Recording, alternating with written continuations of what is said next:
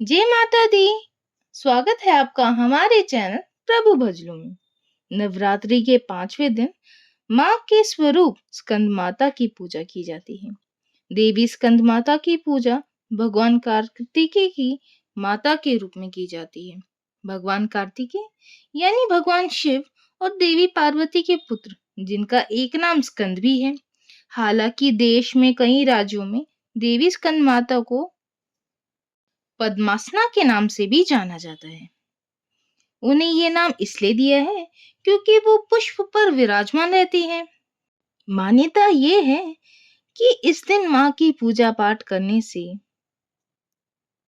क्योंकि माता को ममता, शक्ति और ज्ञान का प्रतीक भी माना जाता है, और मान्यता ये भी है कि इस दिन पूजा पाठ करने से, माता की कथा सुनने या पढ़ने से आध्यात्मिक फायदा, परिणाम, अत्यधिक फलदायी परिणाम प्राप्त होते हैं और घर में सकारात्मकता की ऊर्जा प्राप्त होती है। सकारात्मकता का संचार होता है। चलो आइए जानते हैं माँ स्कंद माता की व्रत कथा। शास्त्रों के अनुसार प्राचीन काल में धरती पर तारकासुर नाम का एक शक्तिशाली राक्षस रहता था। अपनी असाधारण शक्ति और इच्छाओं को पूरा करने के लिए उसने भगवान ब्रह्मा की कठोर तपस्या की। उसकी तपस्या से प्रसन्न होकर ब्रह्मा जी ने उसे वरदान मांगने को कहा। तारकासुर ने भगवान ब्रह्मा से अमर रहने का वरदान मांगा। ब्रह्मा जी ने उसे समझाया कि पुत्र, इस संसार में कोई भी अमर नहीं हो सकता और उसे कोई और या अन्य कोई और वरदान मांगना चाहिए। उसे कोई और वरदान मांगना चाहिए। ये सुनकर तारकासुर को थोड़ी निराशा तो हुई, लेकिन चतुराई दिखाते हुए उसने योजना बनाई। उसे ज्ञात था कि भगवान शिव कभी भी विवाह नहीं करेंगे और उनकी कोई संतान नहीं होगी।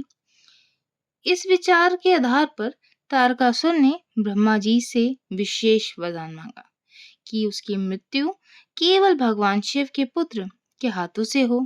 ब्रह्मा जी ने उसे ये वरदान दे दिया। वरदान मिलने के बाद तारकासुर का अहंकार और बढ़ गया और उसे लगा कि अब उसे कोई मार ही नहीं सकता। उसे तीनों लोकों में आतंक फैला दिया। देवी देवताओं तथा ऋषि मनुष्यों पर अत्याचार करने लगा। वह इतना शक्तिशाली हो गया था कि स्वर्गलोक के देवराज इंद्र को भी पराजित कर दिया और खुद को ही तीनों लोकों का स्वामी घोषित कर दिया। तारकासुर के अत्याचार से परेशान होकर सभी देवता भगवान विष्णु के पास मदद मांगने गए। भगवान विष्णु ने उन्हें बताया कि तारकासुर को केवल भगवान शिव का पुत्र ही मार सकता है। देवताओं ने मिलकर भगवान शिव से प्रार्थना की। भगवान शिव ने देवताओं की बात सुनकर और संसार की दुर्दशा देखकर माता पार्वती से विवाह करने का निर्णय लिया। इसके बाद भगवान शिव और माता पार्वती का विवाह हुआ।